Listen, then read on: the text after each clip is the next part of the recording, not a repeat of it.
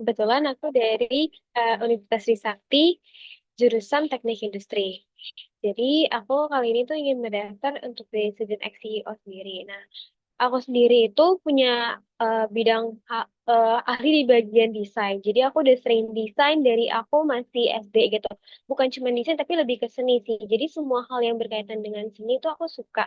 Maka dari itu, jadi sering banget dari SD, SMP, SMA itu aku dan kuliah juga aku selalu berkaitan dengan hal desain gitu sih Kak. Oke, mungkin di kala kamu boleh dong jelasin kesibukan kamu dan gimana kamu memanage energi dan waktu kamu di kala kesibukan kamu yang tadi kamu bilang. Oke Kak, jadi kalau untuk sekarang sendiri kan aku sekarang punya organisasi itu sama aku ada Isaac ya Kak gitu. Jadi kalau aku sendiri biasanya untuk ngatur jadwal aku sama perkuliahan aku, ya apalagi kan aku teknik gitu. Biasanya tuh aku punya jadwal sendiri gitu sih Kak. Biasanya aku selalu ngeset, oke kalau misalnya untuk meeting untuk organisasi itu di jam segini, di hari segini gitu. Untuk perkuliahan aku di teknik aku dari jam segini nih, jam segini. Jadi aku punya schedule gitu di mana aku tuh punya waktu untuk kapan aku waktu ada free time aku, kapan aku untuk bekerja, kapan aku untuk main dan lain sebagainya. Jadi aku tahu nih kapan ada waktu kosong dan lain sebagainya. Kira-kira kalau lebihnya kayak gitu sih Kak. Oke, very good. Maybe, okay. I want to know about your SWOT analysis. Analysis, okay? Jadi untuk suatu aku sendiri, yang pertama ini untuk di strength ini untuk kekuatan aku ini punya kelebihan di mana aku ini suka banget berbaur, aku suka banget coba hal baru. Di mana sering banget aku kalau misalnya di suatu hal, aku nih kayak, oh aku pengen coba nih, kayak seru dan sebagainya gitu. Tapi berkebalikan dengan kekurangan aku sendiri, aku nih jadinya FOMO-an. Jadinya aku nih susah banget mengatur waktu gitu, Kak. Mengatur waktu ini karena saking banyaknya hal yang aku ikutin karena kayaknya aku harus ikut ini, aku harus ikut ini. Akhirnya aku selalu ngomong iya gitu. Cuman biasanya karena balik lagi aku tuh punya eh yang namanya Google Calendar gitu. Jadi aku sering banget ngatur-ngatur kekurangan aku tuh di sana gitu. Dan untuk dari opportunity yang aku punya ini aku banyak banget keahlian di bagian desain gitu. Aku sering banget aku bisa Canva, aku bisa Figma, terus aku bisa Adobe dan lain sebagainya aplikasi-aplikasi yang berhubungan dengan illustration atau desain dan lain sebagainya gitu Kak. Lalu aku juga sering banget untuk opportunity aku selanjutnya aku tuh punya banyak kegiatan atau punya banyak opportunity yang udah pernah aku lakuin itu di bagian yang berhubungan dengan apa yang aku pengen apply ini. Lalu untuk terakhir, untuk di ancaman aku ini lebih karena aku ini anak teknik gitu. Jadi biasanya nih untuk anak teknik itu biasanya aku tuh punya tugas besar yang itu tuh banyak dan besar gitu. Jadi kadang itu jadi apa ya aku jadi kadang suka jadi capek sendiri dengan kuliahan aku gitu. Cuman karena balik lagi biasanya untuk tugas besar itu kan jangka waktunya panjang. Jadi biasanya aku masih bisa menginisiatif gitu dengan yang tadi aku bilang aku punya Google Calendar di mana aku bisa ngeset jadwal-jadwal aku untuk menyesuaikan sama pekerjaan aku sama pendidikan aku sendiri. Artinya gitu sih Kak untuk SWP aku. Oke, very good. Oke, pertanyaan selanjutnya, kan kamu udah, kamu misalkan disuruh pilih, eh, lebih penting kerja cepat tapi hasilnya kurang memuaskan kamu dan memuaskan orang lain, atau kerja yang lebih lama tapi hasilnya adalah yang kamu mau, dan kenapa kamu pilih itu? Kalau misalnya di antara dua pilihan itu sih aku lebih milih kerjanya lama tapi hasilnya itu memuaskan sih Kak. Karena aku ngelihat dari hasilnya gitu. Gimana yang namanya hasil ini kan nanti dampaknya besar gitu ya. Entah itu untuk orang lain atau untuk diri kita sendiri atau sekitar kita gitu. Jadi aku kalau misalnya orang lain bisa ngelihat hasilnya tuh bagus dan lain sebagainya. Orang-orang kan jarang banget kadang tuh ngelihat dari eh, apa prosesnya. Biasa tuh orang lihat dari hasilnya gitu. Jadi kalau misalnya kita bisa punya waktu yang lama untuk ngerjain sesuatu jadi bagus dan itu bisa berdampak untuk diri kita sendiri dan orang sekitar, menurut aku lebih milih untuk kayak oh pekerjaannya ini harus yang maksimal gitu karena apalagi aku tuh orangnya perfeksionis gitu. Jadi aku mau kalau misalnya aku punya desain, aku punya pekerjaan dan sebagainya itu harus bagus dan harus oh ini pas gitu. Jadi bisa aku bisa kepuaskan untuk diri aku sendiri dan juga orang sekitar aku yang melihat hasil pekerjaannya juga jadi ngerasa puas gitu sih Kak. Oke, Eh, oke. Pertanyaan selanjutnya, eh, misalkan kamu dikasih tugas dan info atau petunjuknya ini dari tugas ini sangat minim gitu. Kira-kira apa yang bakal kamu lakuin terhadap tugas tersebut? Cara kamu menyelesaikan tugas tersebut? Dan sebenarnya kalau untuk kayak ini aku sering banget ngalamin di perkuliahan aku gitu kan Kak. Biasanya di perkuliahan aku misalnya dosen aku ngasih tugas dan sebagainya. Kadang tuh mereka cuma nyuruh kayak, oke kerjain kayak gini gini gini. Tapi mereka nggak ada penjelasan lebih lanjutnya gitu loh Kak. Nah biasanya kalau misal aku dapat tugas baik itu pekerjaan ataupun apapun itu, aku biasanya lihat dulu sebenarnya ini seminim apa, sampai sebutuh apa sih aku, apakah apa yang dikasih ini harus aku tanyakan atau masih bisa aku search sendiri gitu. Kalau misalnya tugas yang dikasih itu masih bisa aku searching lagi. Contoh misalnya ada disuruh buat konten gitu kan dengan materi, oke coba bikin materi ini dan sebagainya gitu. Tapi aku materi yang dikasih ini dikit. Kalau misalnya materi ini tuh masih bisa aku search di Google, aku masih bisa searching sendiri gitu. Aku mencoba untuk sendiri. Tapi kalau memang ini tuh butuh informasi lebih lanjut, contohnya di situ diperlukan cantum kayak apa namanya kayak contohnya Gform dan lain sebagainya gitu kan, link dan lain sebagainya, oh berarti aku harus tanya gitu, berarti aku harus tanya lagi ke si pemberi tugasnya ini sendiri kayak detail kejelasan dari tugas ini, jadi nggak ada lagi namanya miscommunication antara hasil kerjaannya nanti kurang lebihnya gitu sih Kak.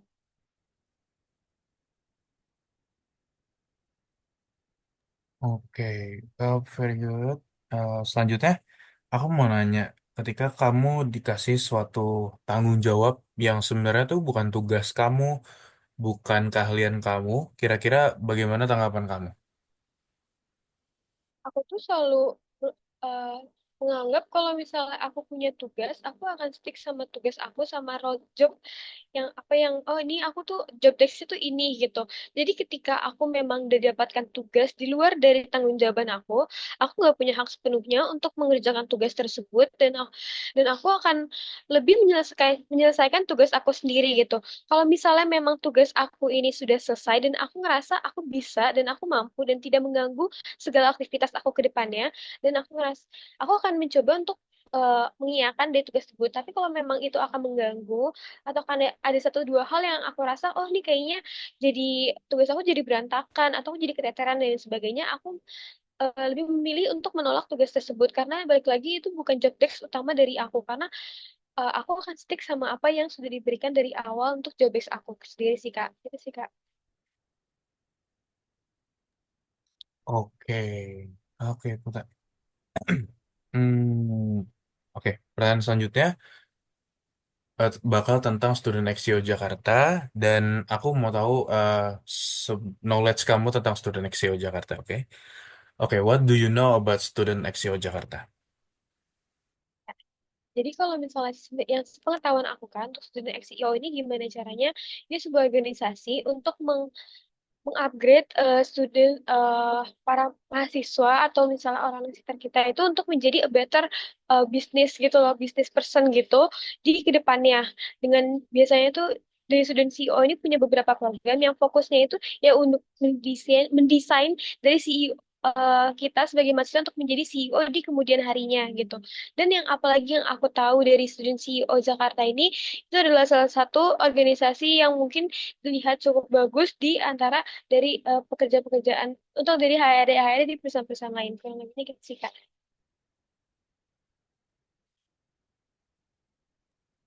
Oke, oke. Next question. Kira-kira kontribusi apa atau inovasi apa yang bisa kamu kasih sekiranya menjadi sosial media spesialis di Student XCO ini? Oke, Kak. Kalau misalnya untuk idea atau inovasi yang bisa aku kasih, mungkin lebih ke desain-desain sih, Kak. Karena kalau misalnya aku lihat dari desain student oh itu sudah bagus banget sih, Kak, sebenarnya. Dan sudah oke juga, kontennya sudah menarik. Cuman tuh kadang kalau misalnya aku ngeliat beberapa tuh masih kurang reach untuk beberapa audiens gitu. Dan kadang masih kayak miss gitu sih, kan. Jadi aku ngerasa kalau misalnya inovasi aku dari aku sendiri untuk student SEO sebagai eh, sosial media spesialis ataupun eh, bagian desain aku pengen tuh lebih kayak diinovasi lebih bagus lagi bagaimana bisa di-align banget sama mahasiswanya dari tren-tren yang ada. Jadi nggak cuman kita sekedar bukan cuma kita bikin post, bukan cuman kita upload tiap hari, tapi gimana caranya kita juga bisa nge-reach benar-benar ke dalam si orang-orang tersebut gitu sih Kak. Oke, very good. Sekarang aku mau kamu rank dari skala prioritas dari keempat hal ini yang bakal aku sebutin, yaitu ada college, terus ada student next CEO, uh, pertemanan, dan organisasi lain. Kira-kira aku mau kamu urutin dari yang paling kamu prioritasin dulu. Kak, kalau untuk prioritas pertama aku ini kebetulan ada di college Kak, karena aku kebetulan mau tujuan aku untuk hidup itu untuk kerjaan dan sebagainya, aku pengen banget untuk kuliah aku untuk lulus, untuk dapat nilai yang bagus dan aku bisa lulus tepat waktu dan aku bisa dapat pekerjaan dari jurusan aku sendiri gitu Kak. Makanya aku untuk college sendiri ada di pilihan pertama.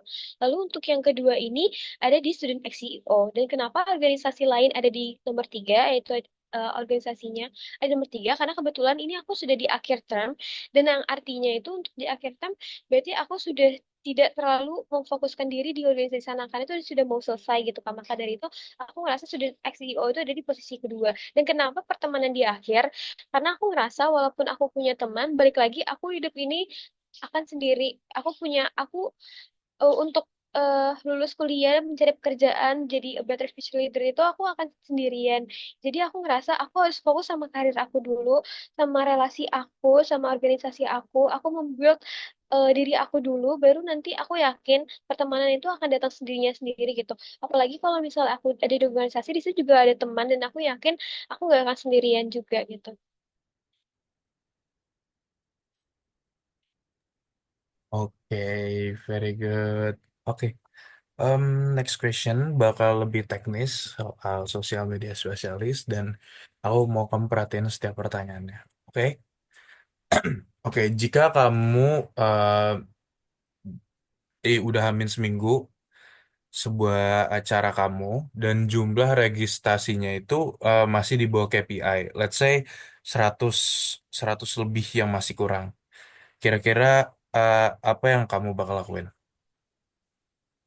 Kalau misalnya emang itu masih kurang dari yang apa sudah ditentukan gitu, aku biasanya itu memilih untuk kita ngadain yang namanya offline offline booth atau mungkin kita bisa kayak gaya marketing gitu. Jadi gimana caranya kita tuh bisa bikin open book terus kita kayak coba-coba di mungkin di universitas-universitas dari anak-anak studi XIO sendiri kita coba bekerja sama sama mereka untuk spread the awareness sama tentang produk kita sendiri. Terus bukan cuma itu, kita bisa juga kayak contoh kita di GBK kita bawa banner itu kita kayak benar-benar sebar brosur kita, mungkin simple kayak apa nih, kayak sales, tapi kadang itu tuh bisa nge-brand awareness banget dari orang-orang, apalagi kalau misalnya kita bawa papan gede jalan rame-rame gitu. Jadi aku ngerasa itu bisa minimal akan ada satu dua orang yang minimal tuh daftar gitu Kak. Terus bukan cuman itu, menurut aku akan coba juga dari kita marketingnya sendiri juga harus lebih ditingkatkan. Apalagi di bagian video itu biasanya tuh orang tuh akan tertarik kalau misalnya ada video. Jadi mungkin di video ini akan dipost lebih sering, terutama tuh di TikTok karena sekarang tuh apa-apa orang lihat TikTok. Terus juga bukan cuman itu, biasanya aku akan coba di posan juga, tapi kalau untuk posan itu coba bukan cuman ngejelasin tentang produk kita, tapi kita ngejelasin lebih ke eh, hal-hal yang menuju ke si produk kita itu sendiri gitu sih Kak. Oke, bagus, Dinda. Next, aku mau nanya, eh, ketika kamu disuruh masarin sebuah event dan aku mau kamu sebutin langkah-langkah atau strategi yang kamu punya, seperti apa, dan tolong jelasin dari segala aspek, seperti pembuatan konten, digital ads, dan lain-lain. Kak, kalau misalnya kita disuruh untuk memasarkan produk kita, itu pertama aku harus cari tahu dulu audiensnya itu apa gitu. Kalau misalnya produknya itu berhubungan dengan mahasiswa atau misal berhubungannya ini untuk mahasiswa-mahasiswa di tingkat akhir atau justru ini mahasiswa di awal, jadi aku harus tahu dulu sehingga nanti untuk pembuatan konten dan pembuatan ide-ide kreatif lainnya itu aku udah tahu disesuaikannya tuh bagaimana gitu. Kalau misalnya aku udah tahu target marketnya gimana, baru di situ aku susun strategisnya. Sama kalau untuk strategisnya itu aku lebih ke bukan hasilnya itu banyak, bukan post tiap hari doang, tapi di mana caranya konten yang kita bikin tuh bisa nge-reach si audiensnya ini dengan pas. Biasanya tuh aku biasanya kalau untuk bikin video itu aku selalu pakai yang namanya 3 detik 3 detik menarik gitu. Jadi gimana kayak di 3 detik ini itu bisa benar kayak yang seru atau yang apa ya? Ini benar yang kayak beda banget gitu. Dan kalau bisa kita jadi trendsetternya gitu. Dan kita bisa coba untuk anak mungkin sesimpel kayak untuk video itu kayak sesimpel kayak guys tolong dong ini di share atau kayak di like dan sebagainya itu jadiin kewajiban untuk dari anak-anak member dari Student XIO untuk itu meningkatkan kayak videonya itu sendiri gitu. Dan lalu untuk yang selanjutnya untuk pemasaran lewat dari eh, konten atau dari desain dan sebagainya itu aku lebih memilih untuk desainnya ini eh, yang pertama ini untuk bukan cuman kita nge-share kayak kita punya produk ini tolong daftar tapi kita beneran gimana sih kita branding dari awal contoh kayak kita bikin konten up gitu misalnya up ini relate sama bisnis gitu akhirnya kita bisa gimana cara hal yang seru ini bisa direlatein sama si ini jadi kontennya itu bisa menarik dan keren sama si audiensnya sendiri. Lebihnya aku gitu sih Kak. Oke, oke, oke. Sekarang aku mau kamu buat kamu SMS, kamu harus bisa buat konten brief. Nah, sekarang aku mau minta kamu buat konten brief real time eh, tentang student ex CEO dengan format yang kamu buat untuk brief ini adalah carousel Instagram feed 4 slide berisikan tentang student ex CEO yang dimana Kak, ini ide kontennya dari kamu dan diserahkan ke kamu.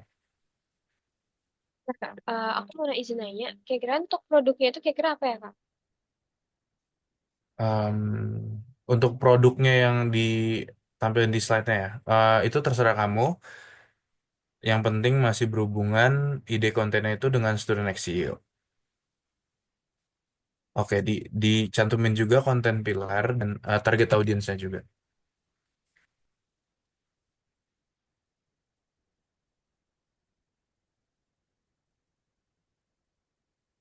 Oke, aku kasih waktu sekitar 20 menit ya.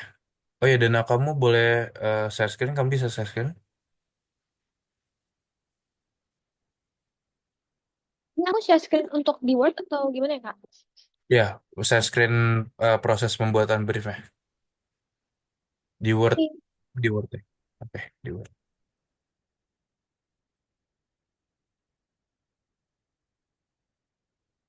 bentar ya Kak, soalnya laptop aku agak lemah.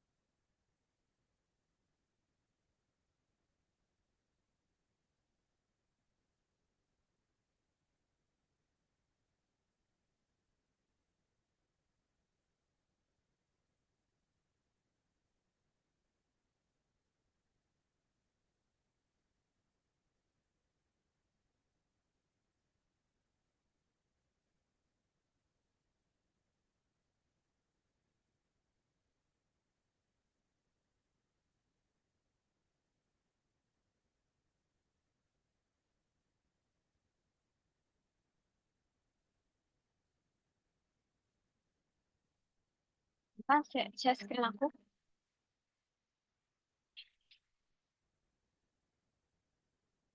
Oke, kelihatan. Oke. Ya, aku boleh minta tolong ini nggak ya Kak? Tadi soalnya dibaca ulang. Aku sambil biar aku bisa catat. Oke, untuk kamu bikin konten brief yang berisikan carousel di Instagram, 4 slide tentang student ex CEO dan buat temanya student ex CEO dan kontennya itu bebas apa aja. dan di add konten pilarnya dan target audiensnya.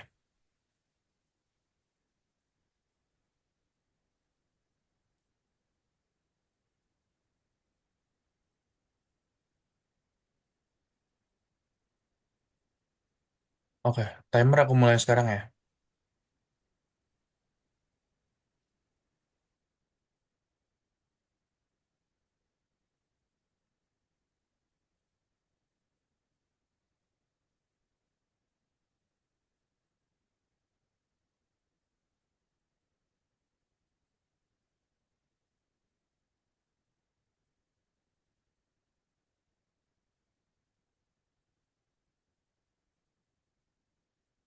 Itu bebas kan ya Kak? Berarti aku boleh pakai produk dari salah satu yang ada di Student X CEO kan ya?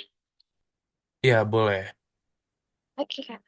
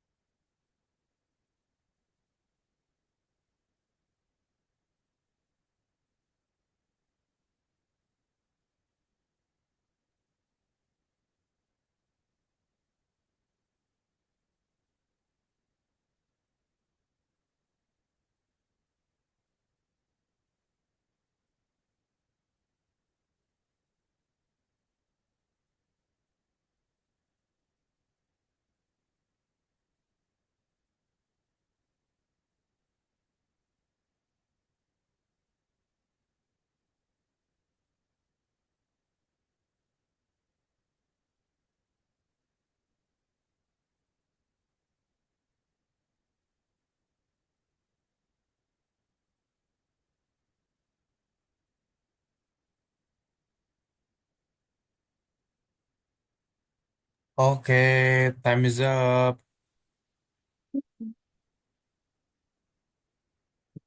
Oke, boleh em, boleh di save aja, terus Oke, dikirim ke chatbox ya. oke. Atau kamu tadi di ini ya? Aku kirim linknya aja kali ya, Kak. Iya boleh, kirim linknya aja. Hmm.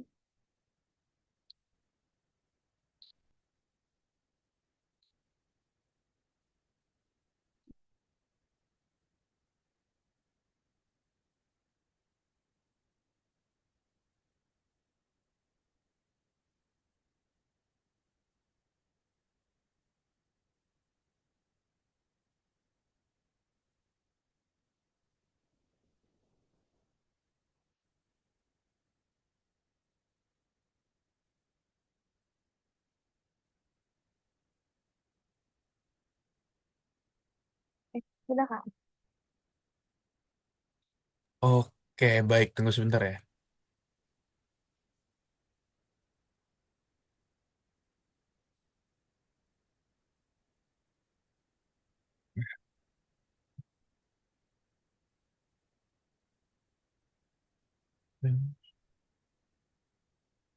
Oke, terima kasih karena sudah membuat konten brief. Selanjutnya, aku bakal tanyain soal trivia question. Di sini gak ada benar atau salah ya, Dinda. Aku mau kamu jawab se-flawless mungkin.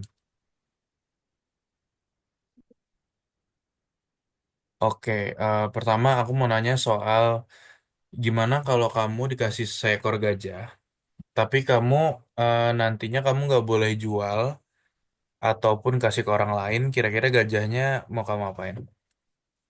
Oke, kalau misalnya aku dikasih gajah sama orang, mungkin aku bisa, pertama aku karena aku takut sama gajah karena gede, jadi mungkin aku coba dulu untuk kayak mendekatkan diri sama tuh gajah. Gimana caranya? Kalau misalnya aku dikasih barang, tentunya pasti aku harus dirawat, walaupun entah dia ngasih petunjuk atau apa, dia nggak, intinya aku pasti apa yang harus dikasih harus aku rawat. Jadi aku sambil mendekatkan diri sama si gajah itu, aku juga coba untuk kayak merawat dia dan cari cara untuk mencoba merawat dia gitu. Dan kalau aku ngerasa aku udah nyaman sama si gajah ini, aku udah tahu cara merawat dia, aku udah tahu cara berhubungan sama dia dan sebagainya. Yang aku gunain, apa yang aku lakukan selanjutnya adalah aku coba cari opportunity yang bisa aku lakuin sama si gajah itu. Mungkin aku bisa bikin pertunjukan atau aku bisa bikin eh, pertunjukan pelukisan gitu-gitu. Karena aku mau melatih kayak gajah ini, dia bisa ngelukis. Karena kan kadang ada gajah tuh yang suka melukis. Jadi aku mungkin coba kayak bikin pertunjukan dari si gajah ini biar bisa dilihat orang. Terus kalau misalnya iya, biar nanti aku juga dapat uang, terus nanti uangnya juga diputar lagi untuk si gajah ini. Terus juga bukan cuma itu, biasanya kalau misalnya gajah itu, eh mungkin aku bisa ngasah kalau misalnya gajah itu nanti ketemu orang kan, jadi dia bisa senang gitu, oh dia ketemu orang gitu gitu sih kayak biasanya kalau misalnya aku dapat gajah. Oke, baik Dinda. Selanjutnya aku mau nanya deh, hot chocolate. Misalnya kamu disuruh jualan hot chocolate di Gurun Sahara, tapi kira-kira gimana pendapat kamu? Gimana cara kamu ngejualnya itu? Kalau misalnya aku disuruh jualan coklat di Gunung Sahara, itu mungkin agak susah ya kak, karena itu hot coklat sedangkan ini panas gitu kan kak. Mungkin aku mau coba lebih ke ini sih, kayak aku coba ke orang, pas aku udah ketemu sama orang di Gurun Sahara tersebut, aku coba, pasti mereka kan di sana jarang banget yang ada namanya coklat, dan mereka pasti selalu kayak kekurangan air dan sebagainya. Aku akan menawarkan sesuatu hal yang baru, kayak Kak, lihat nih Kak, ada hal baru loh Kak. Kakak pernah nggak minum coklat? Nggak pernah kan sebelumnya? Coba dong, ini di Gunung Sahara. Kapan lagi ada coklat panas di Gunung Sahara? Ayo Kak, cobain sensasinya. Aku lebih kayak gitu sih Kak, kayak ngasih tahu ke mereka-mereka kalau misalnya nih ada sebuah hal yang baru, yang kayak jarang banget ada di Gunung Sahara. Jadi mereka bisa tertarik sama si hot coklat itu. Itu sih Kak. Oke, baik. Oke. Selanjutnya bakal ada additional question, information yang aku mau tanya ke kamu. Kira-kira ya, mis bukan misalkan sih, misalkan aku mindahin kamu ke, aku transfer kamu ke divisi yang kamu nggak pilih, kayak ada bukan first choice, bukan second choice, bukan divisi yang kamu pilih, pokoknya jauh dari kamu. Kira-kira kamu bersedia nggak? Kalau aku pribadi, aku bersedia-sedia aja sih, Kak. Karena aku itu orangnya tuh suka banget coba hal baru. Dan aku selalu kayak jawab iya untuk segala hal yang ada gitu, Kak. Walaupun selama aku ngerasa itu masih bagus dan itu punya dampak positif untuk aku berkembang, menurut aku kayak kenapa enggak gitu. Dan aku yakin dengan aku dipindahkan ke posisi lain, pasti ada alasan di balik situ kan. Ada satu hal yang kayak, oh mungkin orang ini tuh cocok di sini karena gini, gini, gini, gini gitu kan. Dan aku ngerasa kalau emang aku sudah ada alasan nih sendiri ya aku kenapa harus takut gitu dan aku nggak masalah sih Kak sebenarnya. Oke, kamu nggak ada mas. Oke, eh, next aku mau nanya seputar, kira-kira kamu ada jam kerja nggak sih, atau kayak kamu ada batas pulangnya gitu? Untuk batas pulang sendiri aku nggak ada Kak karena aku itu fleksibel banget. Aku juga ada bawa motor jadi aku kemana-mana tuh bawa motor. Tapi kalau untuk jam kerja aku biasanya tuh dari jam 12 siang sampai aku jam 9 malam. Karena biasanya untuk di pagi hari sampai jam 12 siang itu aku fokus untuk kuliah aku. Sedangkan untuk di jam 12 siang biasanya tuh aku sudah nggak bisa membagi waktu antar si perkuliahan aku sama jam kerjaan aku gitu sih Kak.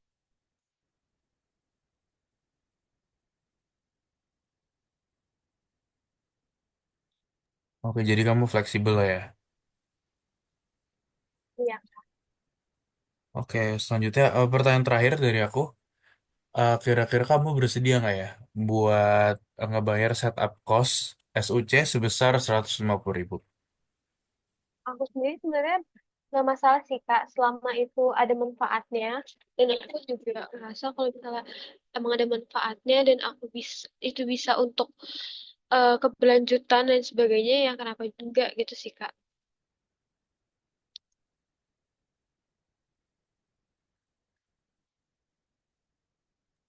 Oke, oke.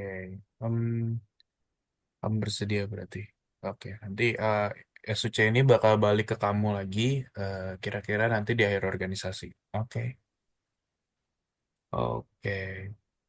Oke, mungkin dari pertanyaan dari aku udah selesai. Kira-kira kamu ada pertanyaan nggak seputar Student Next CEO atau soal divisi nanti kamu? Oke, aku mau nanya sih Kak. Jadi kan kalau sepengalaman aku sudah CEO ini, kebanyakan aku lihat tuh kayak dia tuh kayak lebih ke online gitu ya. Kira-kira tuh sebenarnya tuh dia punya nggak sih Kak kayak offline meeting atau misalnya kegiatan-kegiatan yang offline tapi yang khusus internal sendiri gitu. Atau mereka basicnya itu emang semuanya full online gitu Kak. Oke, jadi sorry di awal tadi aku kurang jelas. Kenapa? Jadi kalau misalnya aku lihat dari student CEO sendiri, aku tuh sering lihat itu kayak student CEO dari acara dan lain sebagainya itu lebih ke online gitu. Tapi kalau sebenarnya kalau dari student ex CEO sendiri itu ada nggak sih Kak untuk kegiatan yang offline-nya baik itu internal ataupun eksternal?